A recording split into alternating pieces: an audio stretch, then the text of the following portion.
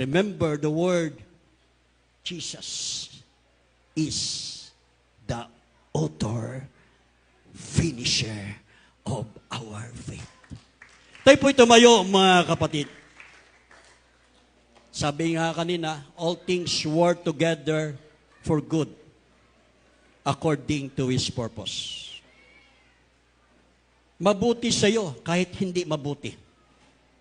Kasi ayon sa gumawa ng kwento ng buhay mo. Bawat isa sa atin mayroong kwento ng buhay. Amen.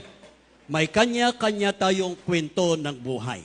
Ang kwento ko, iba ang kwento mo. Pero tandaan po natin, ang sumulat ng kwento ng buhay natin, walang iba, kundi ang Panginoong Jesucristo.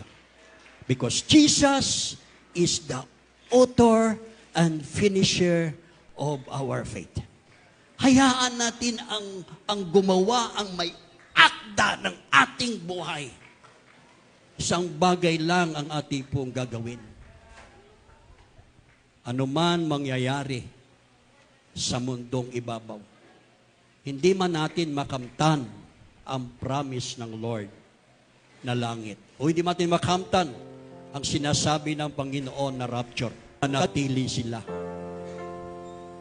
Naglilingkod sa Panginoon.